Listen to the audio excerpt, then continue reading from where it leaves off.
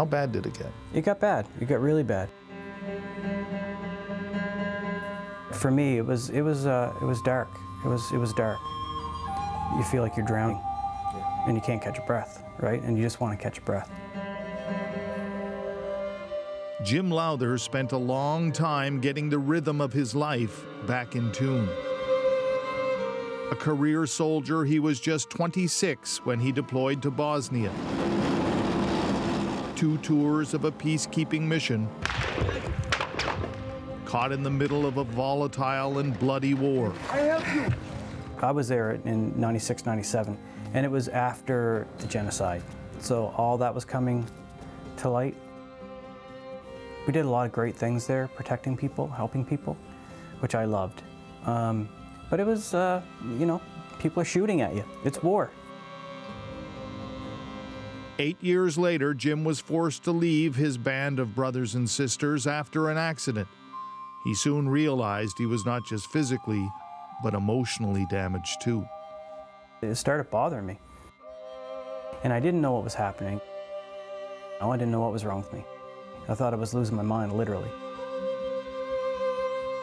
In my worst moments, there was times where I would be driving. And I would think, maybe I'll just veer off the road, undo my seatbelt. End it. End it. And I never really said that before, but you know, many times I felt like that.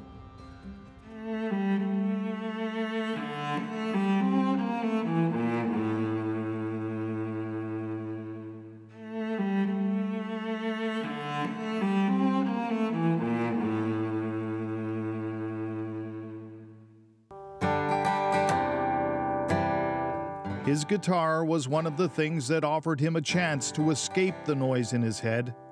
But then something else happened.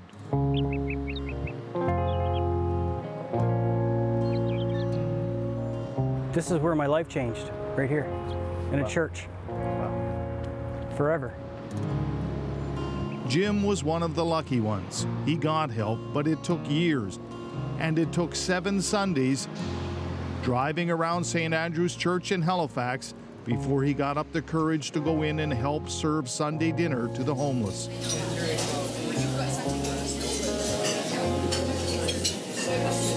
I grabbed a tray, started serving people, and it felt good. It felt really good, you know. I was pretty proud of myself, right? Then I noticed a guy that I recognized, and I was like, oh, you gotta be kidding me. So I went over and started talking to him, a guy I served with. You know, said, hey, how you doing? Good to see you. You know, like, you know, you're volunteering here as well, or, you know.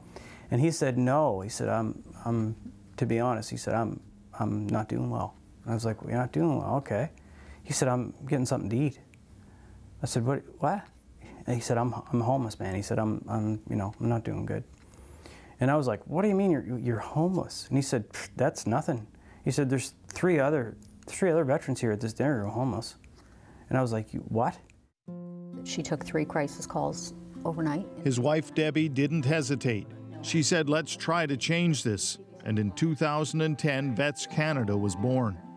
We basically decided right there at a kitchen table that we were going to do something about it. We got a group of people together, small grassroots group, and we started to go to the shelters and look ourselves.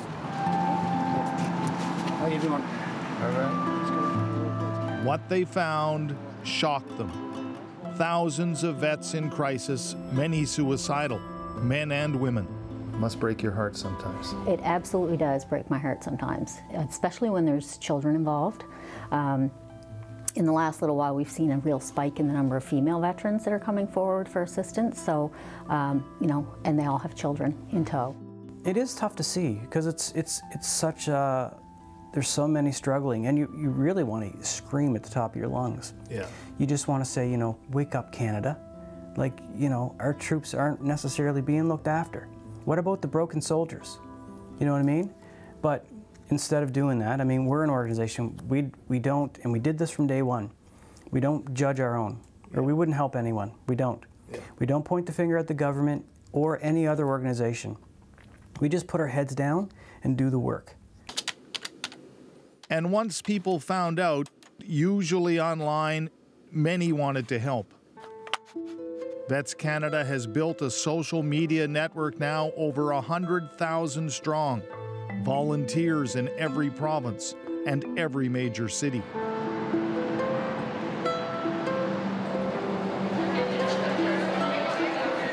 This morning, they are boots on the ground in Ottawa at the Army Run. It's good to be able to help. They are all volunteers. Only in recent years has the government provided a small contract to help Vets Canada reach more people. Take this, and when you get home, call. 65-year-old veteran Richard McCollum is what they like to call a full circle volunteer. This morning, he's helping a woman who wants to donate a wheelchair. But not long ago, he was jobless, homeless, and feeling hopeless on the streets of Ottawa. Was there a point where you didn't think you were going to make it? Yep. Yeah. Actually, when I left St. Catharines, I was at the end of my rope. Today, he's none of those things, and he thanks Vets Canada for it. They've been phenomenal to me. Good friends, been a support for me, giving back. Yeah. And even spending time with them when they come in town, you know, yeah. It's just phenomenal to sit and talk. Yeah, you're in a better place now. A much better place now.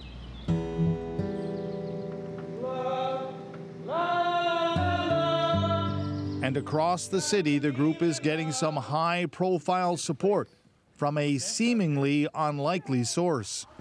Wow. Oh, yeah. What great acoustics. Those are the ones. You may recognize Sean McCann, formerly of the Newfoundland band Great Big Sea, now the ambassador for another Vets Canada initiative, Guitars for Vets.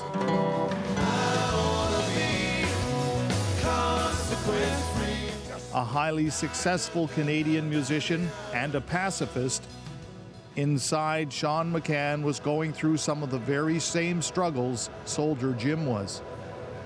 Even though I haven't served in an army and suffered what you've gone through, I know what it's like to be alone and to be struggling through a crisis. And in my case, it was alcoholism and facing my own past. So when Jim started finding gently used guitars and giving them to struggling vets as a kind of therapy, Sean said, "Sign me up." I related to Jim when he told me his story and how I totally understood how a guitar could really allow you to deal with problems that are probably too hard to talk about. So far, the group has handed out over 700 guitars. I just think one guitar, one voice.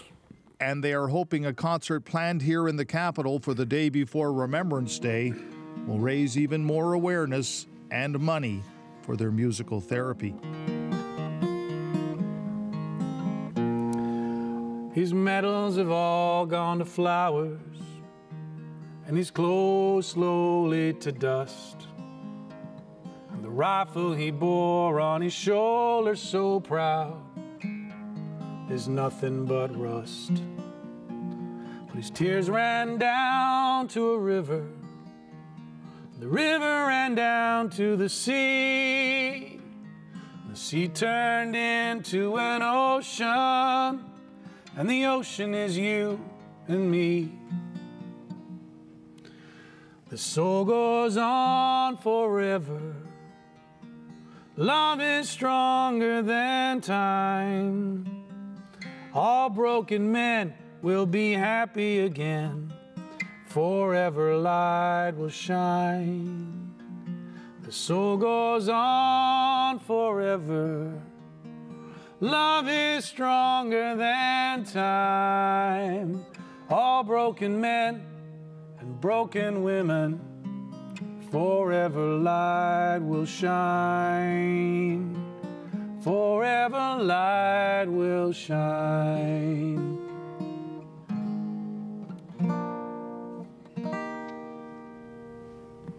Sounds good in here, eh?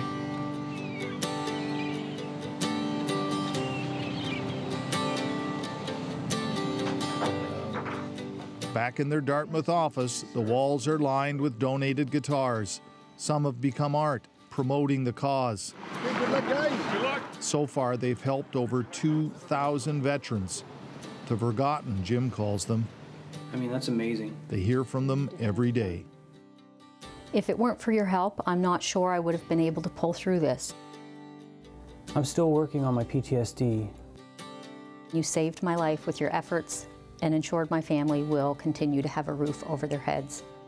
We've been very... And along the way, Debbie figures something else has happened too. So you've seen a difference in him? Absolutely, yeah. You think it saved his life? Oh, for sure, for sure.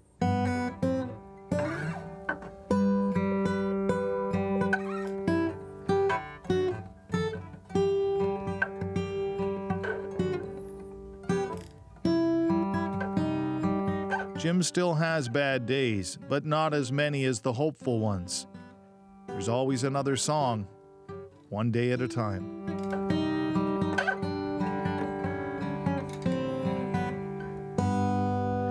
Take these broken wings and learn to fly. That's it. That's what we do every day. Awesome. Red Sharon, CBC News in Dartmouth, Nova Scotia.